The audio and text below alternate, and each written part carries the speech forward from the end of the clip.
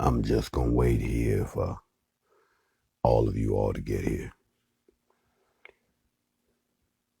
I'm just gonna wait for all of y'all to pull on in and take up a seat this morning.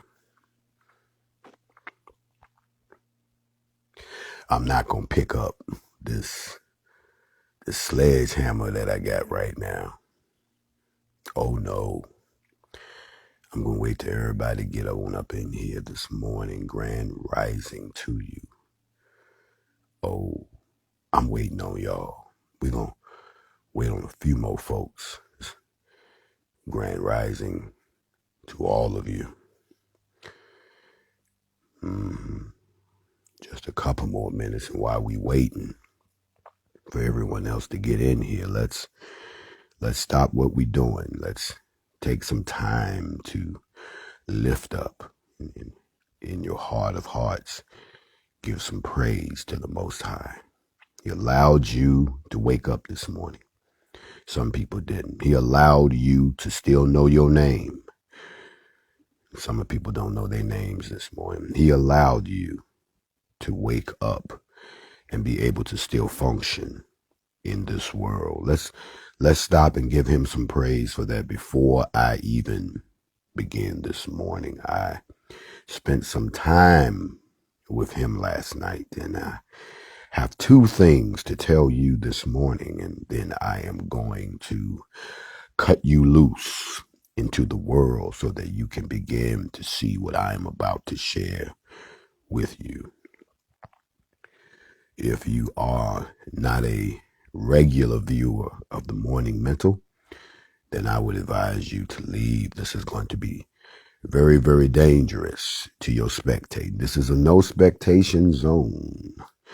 But if you are a child of the Most High, if you do honestly believe that when you type the letters, all praise to the Most High, and when you tell someone shalom or Shabbat shalom, if you stand up for the Sabbath, if you are truly walking, then I welcome you. If you brought a guest, you brought a friend, somebody you've been waiting to bring on this particular day, then you tell them, sit back, put on your seatbelt, and give them a helmet, because they are about to come face to face with something that may change everything that they think about everything that they have been taught.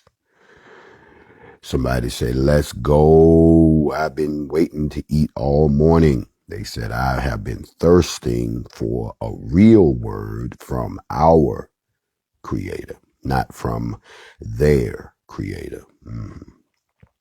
So we're going to wait a few more minutes for a few more folks to get up in here.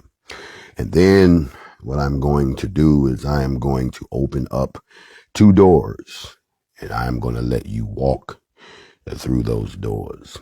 I want to salute all of the people this morning that are doing for their loved ones, that are doing for their family, that are doing for their people, that are doing something that is going to be beneficial to us as a people that we can appreciate. Something we can touch, like that old song used to say, giving him something he can feel. Well, as your mother used to say, you want me to give you something to cry about, because she's going to give you something that you can feel. As a matter of fact, when you go to the doctor and they start to probe and put things in and around you, they always ask you, can you feel that? As a matter of fact, you know for a fact that the last thing we allow is for you to bring your feelings into one of our factual gatherings. So this morning, as you rise grandly back into this world, again, children of the Most High, I'm waiting on just a few more people, because I'm pretty sure everybody's going to want to share this one. Oh, everybody's going to try to emulate and imitate this one, because what I'm going to show you is the power of not only being wise, but also being directly connected through your spirit, directly to walk side by side with he that is great. And that when someone comes before you simply to bring you a message, that you have to break the habit of shooting the messenger, y'all. I see that we've gotten everybody here. And everybody has taken their seats. That's great. Wherever you are in the world, whether you are on your job or in your home or wherever you may be, we're not going to dig into that because it's not where are you physically that matters. It's are you out of position to play your part on the team as the game is unfolding. Let me say it again. It's not where you are. If you woke up somewhere you ain't supposed to be, if you're trying to get home real quick, or if you don't remember how you got where you at, but you feel like you all right, you in good company. They done fixed you a plate. They done got your car washed and it's parked outside, done filled it up for you. Everybody loving on you, and you don't know how you got there.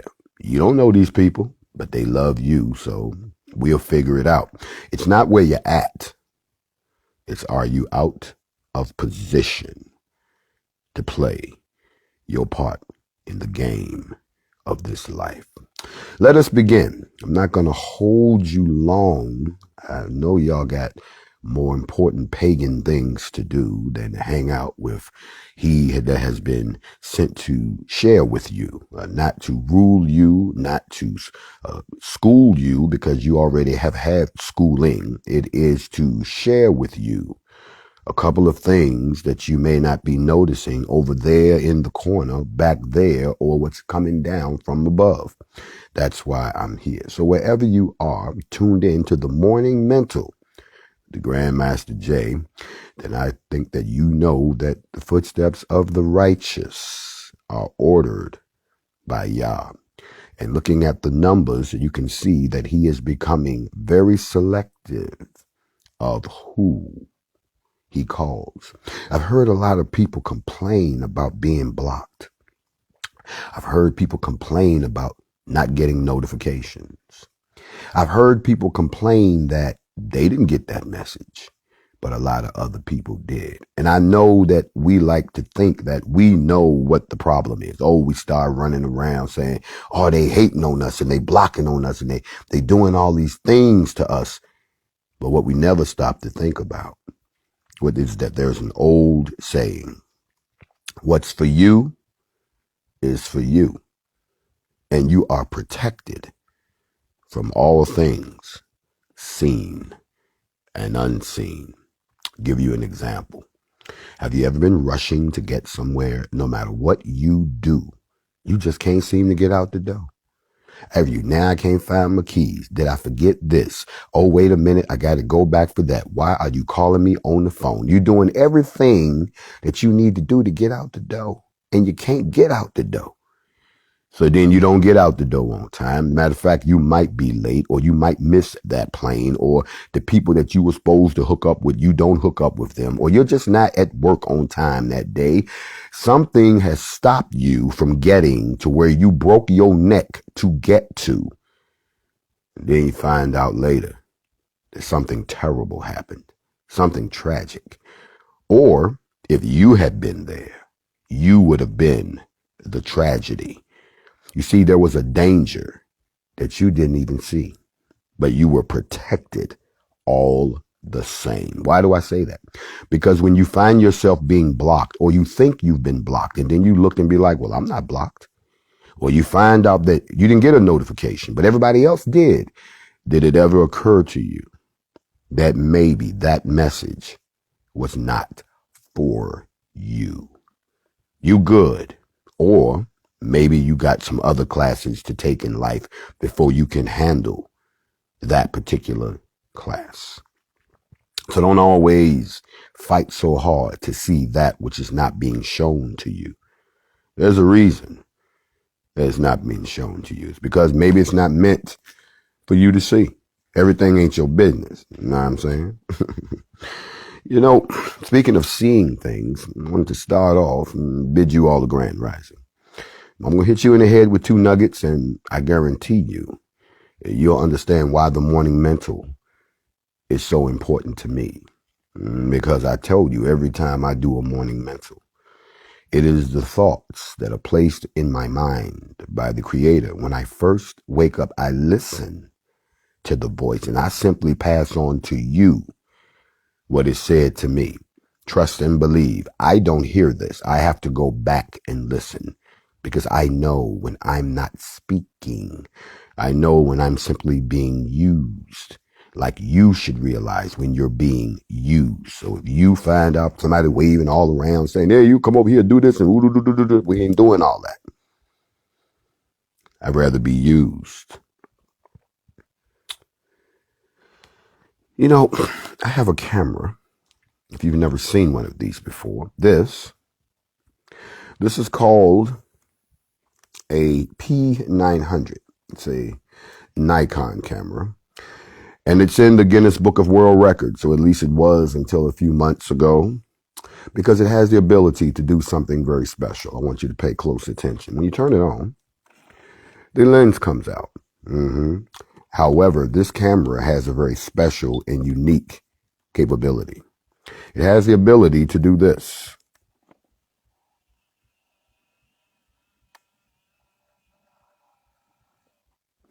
What you're looking at is the most powerful, well, the second most powerful zoom in the world. 82 times. In other words, I can be in a building and look at you with this camera from over a half mile away and read your shirt or something close to that. As a matter of fact, I remember I was in Los Angeles when I first got this device, and I actually wanted to see what it could do. And so since I was standing on the top of a rather high building inside of Los Angeles, I put it on a tripod and I started to look through it to see just how far away I could see. And I went past the part of Los Angeles that I was in. I went beyond the little lake that I saw. I went further past other trees that I saw. I went further into what appeared to be a dilapidated neighborhood where they had torn down all of the houses. And you could see where all of the lots were. They were about to gentrify. And I noticed that there was a car, and I'm looking through this viewfinder. And there were 4 young men that got out of the car, and they were just having a good time. Oh, they was out there listening to music, and they were young cats smoking weed and dancing around, and they was having a good time. There were 4 Latino boys, and they were out there in the middle of this field having a good time. And a few of them had some weapons that they were playing with. They had some knives and a few other things. They have no idea that I am watching them from a great distance away. This camera was so powerful. I could read the name tags on their shirts. I could see the weed being rolled. If I could read lips, I could tell what they were saying. This camera also allows me the ability that if I press a button, I can record a video of what it is I'm seeing. So just for shits and grins, I decided to hit record. And while I was recording, who pops up? You guessed it, the LAPD. And they had these young men at gunpoint. They had no idea that I was watching from a great distance away and that I was recording the entire event. As a matter of fact, the camera was so powerful I could read the name badges on the police outfit. When the boys were at gunpoint, I could zoom in on the police. It was a black female and a Hispanic male. They had the doors open, they had the guns on them, and I'm thinking, oh my God, what am I about to witness? Are they about to shoot these boys because we out in the middle of nowhere, or they are, and they don't know that I am videotaping from a great distance away because I have this camera which has the largest, the most powerful zoom in the world at the time, and that I was looking at them and it was being recorded. And I watched the whole event unfold. I watched the 2 police officers talk it over. I watched them go over. I watched one young man who thought about running away, turn around and come back because he was like, ain't nowhere to run to. And then I watched them confiscate their weed. I watched them confiscate their weapons. I watched them talk to them. They checked their IDs and they were on their radios. And they eventually let the boys go, but they took their stuff and they drove away and they, left them standing out there in the middle of nowhere looking stupid. And that's how the video ends. I still have that video to this day. Because I was amazed at what I could now do with a camera that could see, to me, almost into infinity. Now, why do I tell you this? Oh, and sidebar, if they had shot them and killed them and just left them laying out there in the middle of nowhere, they would have gone about their business only to find out that prophecy would have been fulfilled again. That which is done in the dark always comes to the light. Always, not might, not maybe, but always comes to the light. And they would have gotten back to the station and the story would have went on TV. 4 young boys found dead, shot to death in East LA. Police think it was gang violence. Oh, okay. And then the video would have showed up. They would have called them in the office and said, can we have a talk with you? And they would have been like, what's going on? We need to show you something. And they would have shown them the video. Yeah, that video. And they would have went, there was nobody out there. How in the hell who shot this? Because it damn sure would have been leaked to the press too. But I was over a half a mile away. Wasn't me, as Belle Biv DeVoe would say. Y'all hold on a second. So, y'all hold on. Keep it alkaline, baby. Keep it alkaline. You know how we do. So, and I hope y'all not having no problem hearing me. Let me move my mic around. I just kind of feel like I want y'all to make sure y'all get this one this morning because it's going to be wild. It's going to be wild. There we go. Okay. And I bid you a grand rising and welcome to the morning mental. Real quick, I said I'm just going to hit you real quick and I'm going to let you get back to what you're doing with your folks and we're going to go from there. But if you don't drag somebody up in here and this is their first time, I told you, give them a seatbelt. So I have this camera that can see, to me, almost into infinity. And that is why I want to give you the very first nugget this morning. You see, I had a dream. Yes, now we're going to evolve. And in my dream, I was sitting with one of the Kodesh Madakim. If you don't know who the Kodesh Madakim are, then you're not familiar or you haven't been paying attention as to who the Watchers are.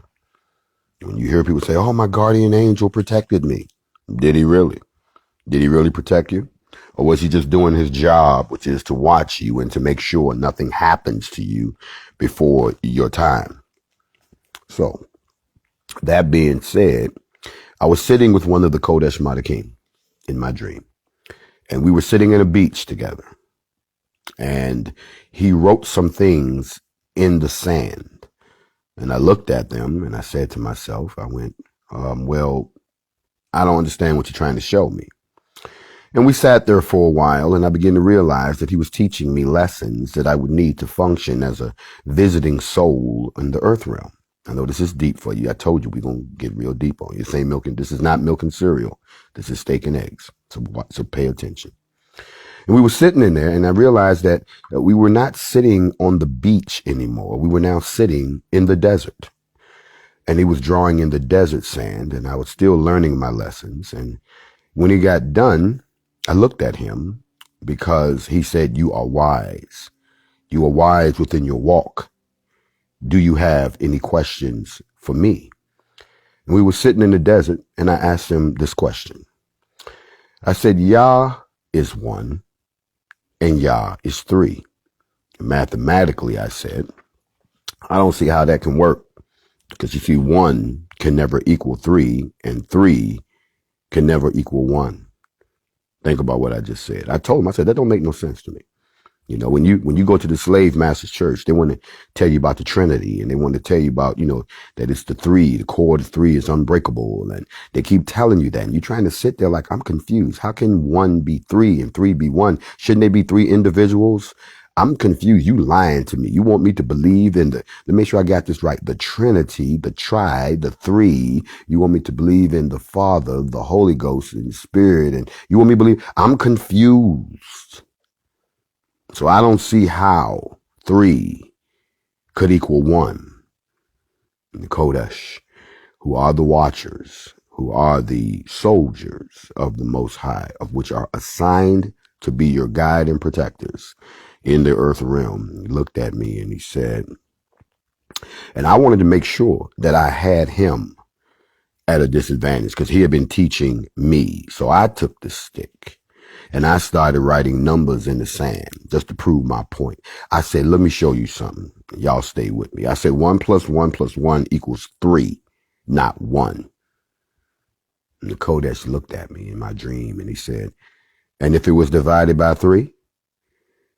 And so I wrote that out on the sand. 1 divided by 3 equals 1/3, not 1.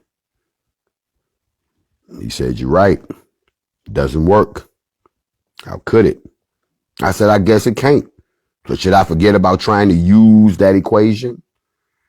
You see, that's our problem. A lot of us are using an equation to try to figure out the liberation of our people. We're using an equation, trying to figure out how we get back to reparations. We're trying to use an equation, trying to figure out what happened to our original civilization. We're trying to use that equation. And so I took the stick and I was going to erase the numbers because this equation wasn't working when all of a sudden the Kodesh took my hand and he says, I didn't say that. You just used the wrong equation. You see, like my camera can see almost into an infinite distance. Yah is infinite, meaning he never ends, has no beginning, has no end. The word infinity. You can't use that which is finite to comprehend the infinite. You're using the wrong equation. So then what he did was he took the stick out of my hand and he pointed it to the first equation. What I want you to do is I want you next to every number, I want you to erase the plus and I want you to put in the symbol of infinity. So I did. And then he said to me, let's try it again. 1 infinity plus 1 infinity plus 1 infinity equals 3 infinities. How big is 3 infinities? I said, it's infinite. It's infinity.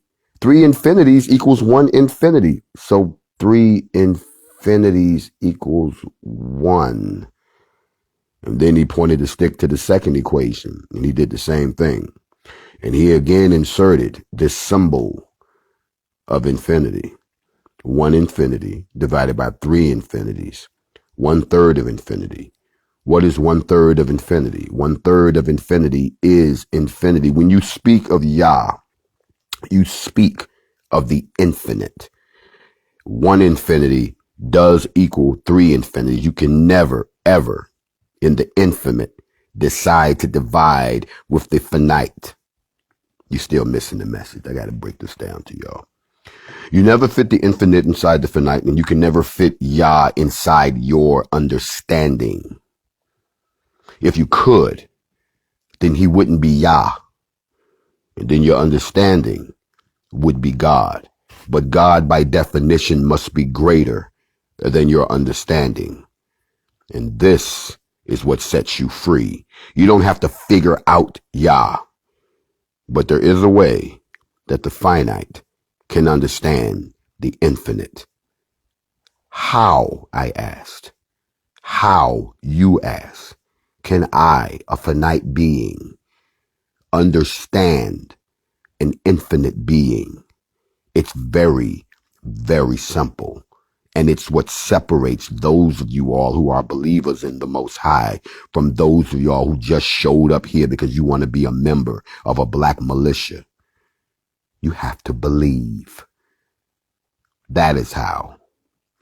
So here's the mission, your first mission today, is that I want you to seek this day to live not limited by the limitations of your circumstances, your problems, your thoughts.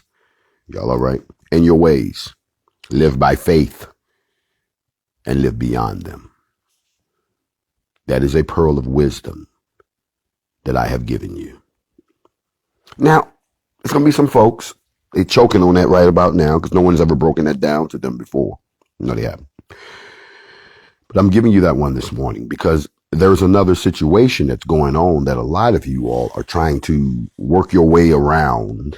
You're struggling this morning. You've been out doing things that have set you apart from your family and your brothers and sisters. And now there's some uncomfortable moments that's going to happen between those who are practicing pagan holidays and those of you all who know better.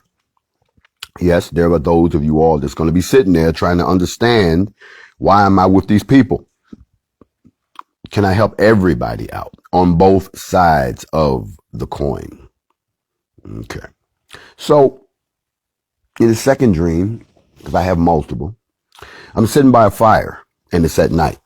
And I'm back sitting with my Kodesh Matakim. As a matter of fact, there were two of them. And one of them had in his hand a piece of matzah, which is the unleavened bread. He broke off a piece and he handed it over to me. And so we started eating. Okay. And the bread of the Passover, as Messiah gave to his disciples in the Last Supper. That's what they said to me. And I said, you talking about communion? He said, which is from the Passover. And you do know what some call that bread. The Eucharist? Yes. And do you know what that word comes from? It comes from the Greek word Eucharista. It appears in the scriptures, but it has nothing at all to do with bread. I'm sorry. Beg your pardon. The whole time I was in the Slave Master Church, they pull out the little, y'all pull out the little cup of juice and they pull out the little, them little nasty ass crackers and they pass it around and says, do this as much as you remembrance of me. And all that. I'm trying to figure out, as for which I'm broken, this is my body, and do this as often as you remember. This whole 9 yards. What you talking about? That's what it is. The bread is his body then. He says, no, not at all. You've been misled. Eucharistia means to give thanks or to say a blessing. So, okay, so why do the people think it's the bread? It was what the Messiah said over the bread. You see, it's what the Jewish people have said over the bread for ages. It was the Hebrew blessing known as the matzi. And if I can quote this directly to you, he looks at me and he says, what he actually said was, Barak ata Adonai, Adonai Malakish ha alham ha matzi lekum min ha'aratz, which means, blessed are you, Lord our God, King of the universe, who brings forth the bread from the earth. So it's not the bread, but the blessing of thanks he gave over the bread? Yes. And what does that tell you? It tells you that life is not about things. Yes, it tells you that your life does not consist of objects, but of the blessings you say over them, the thanks you say over them. You see, it doesn't matter how much or how little you have on earth. What matters is how much thanks you give for what you have. You see, the one who is rich in possession but poor in thankfulness is in the end a poor individual. But the one who is poor in possessions but rich in giving thanks is in the end a rich one. And what was this bread over which this Messiah was giving thanks? It was the symbol of his suffering and his death. You see, he spoke a blessing over it and gave thanks for it. For those who give thanks in all things have the power to turn curses into blessings and sorrows into joy. The power of the Eucharistia. Your mission today is not to participate in pagan holidays and beliefs. I told you they took your religion. They took your belief system. They took your relationship with the Most High and they flipped it into a white thing. When the truth of the matter is, seek today not to increase what you have, but to increase your thanks for what you have. Give thanks in all things. The greater your thanksgiving, the greater will be your life. I just spoke a word over somebody. I just helped somebody out. There's somebody right now that's trying to see what I just said. There's somebody out here right now that say, did he just break down the whole Thanksgiving thing for us and show us that it ain't got nothing to do with a turkey, ain't got nothing to do with some people who invaded a place and were glad that they didn't die in the first year. It ain't got nothing to do with you sitting around talking about, ooh, we so glad to be still under the masters. It ain't got nothing to do with that. You see, for a lot of y'all, I have to ask the question, do you have nice things or do they have you? It is not about what you have. It is how much thanks do you give over what you have. Mm-hmm. You see, I know people right now that's struggling, yet they still find somehow in their spirit to hustle up a few pennies and throw it at the 55K army. I know there are people out here right now that lost their jobs, but they still have faith that things are going to work out because they can hear the voice of the Creator even in this moment where they're trying to tighten the grip on the people worldwide. I know people like that. It reminds me of the story. If you have $1,000 in your pocket and I have 2 cents in my pocket and he asks you to give something and you believe so much that you give your 2 cents, but I only give $300 out of my 1,000. Who do you think is going to be more blessed in the end? I'm just telling you a fact of what you see happen every day. People want to know why they can't shut us down. People want to know why we're only doing what we can do with what we have, with what we know we have to do, with what we have to do for the people that we have to do with. We are only wondering these things because we don't understand how someone who has so little can do so much. How is it that someone who hasn't had as much time as me has accomplished so much? How is it that all those people who heard the call earlier this year that was prepared to fight and die for their own people, who came out while everybody else stayed home and watched it on TV and wonder why that small group of people didn't get wiped out? For all y'all is sitting around wondering, how can these people that we thought we had oppressed, depressed, and broke down and forgotten about, where did they get guns from? Where did they get clothes that look alike? Where did they get the means to get there? Who flew them? Who drove them? How did this happen? Only someone who's not a child of the king would fail to understand that he's going to make a way for his people when y'all think they don't have a way, that when you think they shut down, they're not shut down. They standing at a higher level than you. And that comes from your spiritual growth. That comes from your financial. It comes from everything. So don't sit there and think that the people in your family that heard the call are black sheep. They're not black sheep. And don't sit there for 2 seconds and act like you're immune to the circumstances, because you never know when somebody got a long lens on you. You never know when somebody is capturing something you don't think that anyone is ever going to have to answer for, even if it's something that's being done to you. If those boys have been murdered out in that field and that videotape would have popped up and the truth would have been revealed that the cops killed them boys in cold blood and left them in that damn field, that video that I shot on that day from a half mile away using the most powerful zoom in the world would have been a representation of what Yah does in your life. He sees what you're doing. He sees it from a distance. He is infinite, and he is the one that can reach down, put you on the path, and show you that stop using the wrong equation trying to figure things out. Stop trying to fit yourself into the way that they do things and wonder why it don't work. Don't bring that same old equation over here trying to tell us how to run our business, how to do things, because you've been doing it this way for all these years. If you've been doing it this way for all these years, then apparently you're using the wrong equation. And on that note, I rest my face. I give thanks to every one of you all who stepped up for the NFAC. Whether you stayed or left, if you heard the call originally, none of us are perfect. There are no perfect people. But at the end of the day, those who got the call and came out and changed history, I am thankful for you.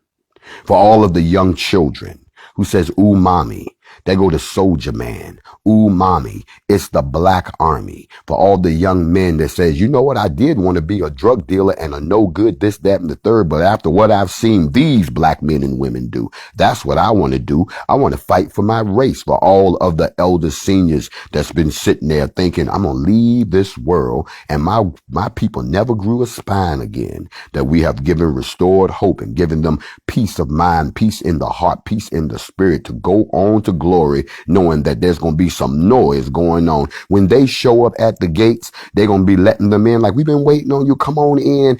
What's all that noise back there? Oh, them just my people. That's just them and the boys. I left them making a whole lot of noise. So I want to say I am thankful to all of those people. I'm thankful for everything that you've done. And I'm thankful for the fact that even though we are a wounded people, even though we're in survival mode, even though we're running for our lives right now, running for our very survival right now, that I'm thankful for everyone that has heard the call. Remember, he doesn't call the qualified. He qualifies those he calls. You'll get better. You'll become more organized. You'll become better at what you do because you were called. That's my word to somebody on the morning mental this morning. Stop trying to understand Yah. Believe in him. Then believe what he says. You all enjoy the rest of your day. I will see y'all tonight. Hopefully, those of y'all that can get away from the pagan gatherings, on the Facts Over Feelings, as we continue in our series, The Master's Plan, as we unpack the destruction of Black civilization by Chancellor Williams. I look forward to seeing you there. Have a fantastic day.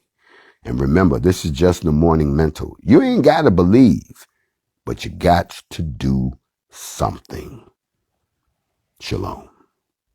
Oh, and it's morning, and I'm still in love with you. Black folk.